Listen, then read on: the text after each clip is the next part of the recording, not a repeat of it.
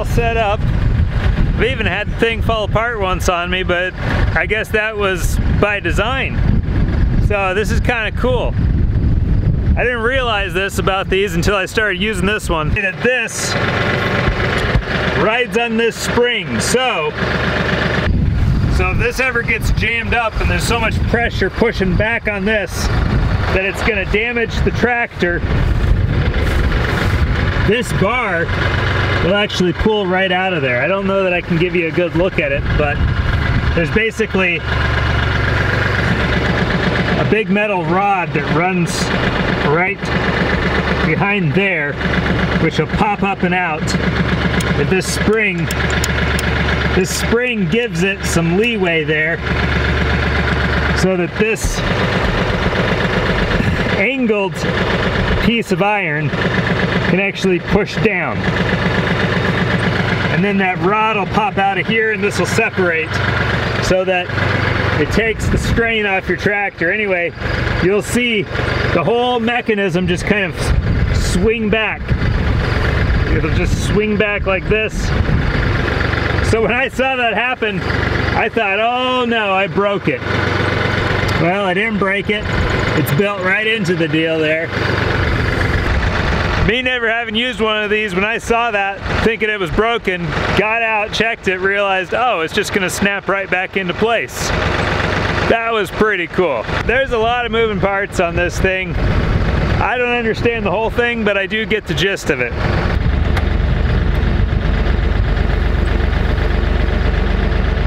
So this is how that thing works. The sickle blade just runs back and forth.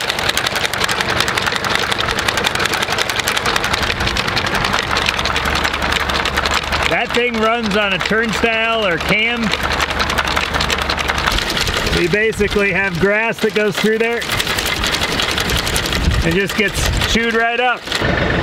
From the PTO, this shaft spins, turning the gearbox, and we go down into here into this shaft, which turns this cam. I don't know if that's what it's called, but that's what I'm going to call it because that's what I know something like this as. Oscillates this shaft back and forth, running the sickle blade there. To change the angle of the sickle blade, all you need to do is pull that out. It's on a spring. Now as I turn this, as I move this, you can see it changes the angle up and down on that blade. It's been working out pretty well for me to run it right about in the middle. So that's what I've been doing lately. From inside, this hydraulic cylinder goes back and forward to raise this arm up and down.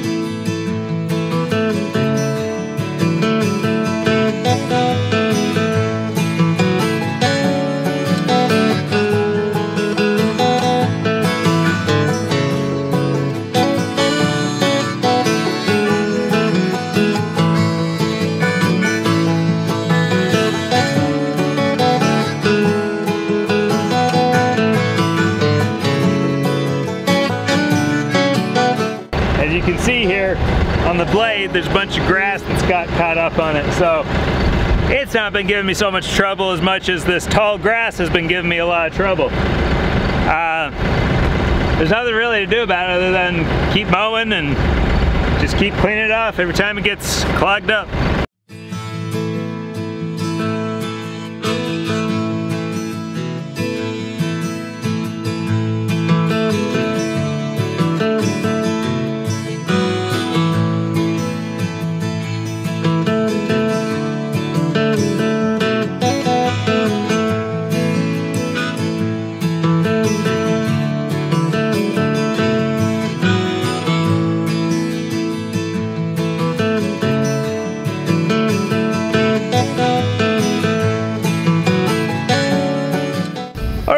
folks, we got it done. Here is the hayfield, and it is all mowed.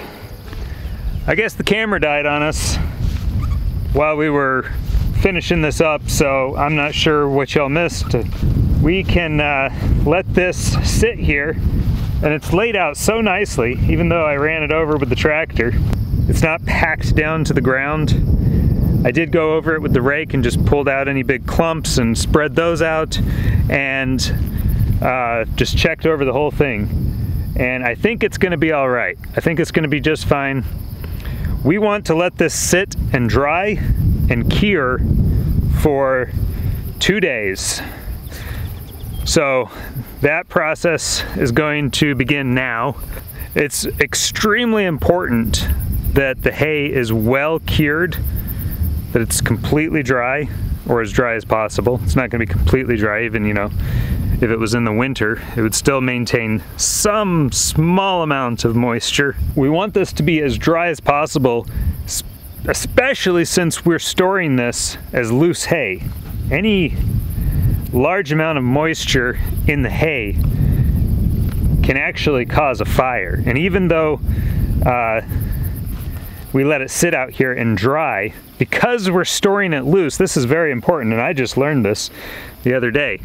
Mrs. Freewarden's grandmother, she grew up on a farm, and so she has been, I guess, enjoying our videos, and every time she sees something that reminds her of her days on the farm, she has to call Mrs. Freewarden up, and they have a lovely conversation about something that she saw, and it reminded her of something. And so I've actually been learning a little bit here and there, because we're kind of doing things the old way.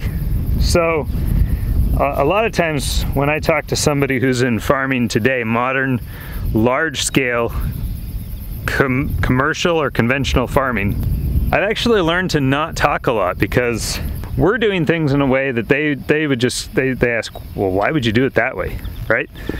And no offense to them, you know, we're just doing it different. So we're trying to do it kind of a little more traditional way, a way that we think is more holistic, more regenerative, rather than using synthetic chemicals and fertilizer and weed killer and all that. We're trying to manage the land to the best of our ability, and with the limited tools that we have, we're trying to manage the land in a natural way. Now that I have the sickle mower, and if it ever breaks on me, I'm definitely buying one again, because these things are phenomenal. For what I have to do here, this is perfect, versus, you know, a $2,000 or even more expensive mower, like a deck, like a batwing mower. Now this was also extremely tall, okay? So I was having so much trouble with this because it was so tall. I am going to mow the next spot down there, which is a lot shorter. It's less than half the height that this stuff was, especially with the weeds out here. These weeds, some of them were getting up to 5+ feet tall. One of the things that I noticed was in shorter grass, it had no problem whatsoever. It's the really tall stuff and the stuff that was starting to go to seed, and especially in the weeds, where I was having the most trouble. So I'm gonna mow way down there. Well, it's not actually that far, but just short of the cornfield. You see the corn there? I'm gonna mow that strip tomorrow, and we're gonna see if that goes any better, and I think it will. Because up here in the shorter stuff, this worked fine. So the problem was, I didn't have this until just days ago. So, and I've been busy, so I haven't been able to get down here, and it wouldn't have mattered. I mean, this stuff was as tall as it was gonna get. But this thing is gonna work great. Next time, when I see that the grass is at the correct height that it should be to mow for hay, I can mow all of our own hay, and I don't know for sure, but I think it might just be enough to last us through the winter. So I'm gonna turn around here. This is the hay field that I mowed with a string trimmer, and then raked into windrows by hand, and then loaded it by hand onto the hay rack. And then we moved it by hand into the sheep barn. It's really a hog house, but we're gonna call it the sheep barn. All right, so this was 1/5 of an acre. That's as best as I can guess. Just looking at it all now, mowed out flat, minus the leach field, which is all covered in weeds, and we're not gonna do anything about this here. This 1/5 of an acre gave us enough hay for, I'm gonna say, at least 2 weeks, if not a month. This is at least 3 times the size of what I mowed over here. So if this over here gives us 2 weeks of hay, this over here is gonna give us 6 weeks of hay, for a combination of 8 weeks of hay minimum. That's my best guesstimate of what this is gonna give us. Well, this gets us to not quite halfway there. So if I mow this other strip down here, this is gonna be about the size of that, maybe a little more. And then I'm gonna mow out some in our pasture, because that is just so thick out there. I don't think the animals are going to need all that forage. And if I mow it now, so this tomorrow, out there tomorrow, if I get all that mowed, and then Lord willing, we have 2 dry days that this can dry and cure, I think we'll be sitting pretty good for winter.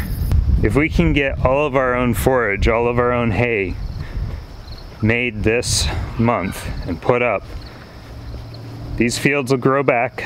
We're not gonna have to deal with buying hay and going and getting it and hauling it back and all of that. Even as much work as this is, if here and there I can cut, rake, and pitch some hay, we should be sitting pretty good for winter. That's gonna save us probably almost $2,000 over buying it from, you know, a local farmer around here or something. So I'm actually going to a school this September to learn how to graze on pasture. I'm gonna go basically go and learn the system of the guy who inspired what we're doing here, who's been doing it for 20 years and is possibly one of the most successful and profitable farmers in the US. Sheep and small framed beef cows. And next year I'd actually kind of like to get our stock from him, or from some of his associates and acquaintances. He oftentimes does auctions for breeding stock on his farm. Get some of the, if they'll work out in our area of the country here in northern Iowa.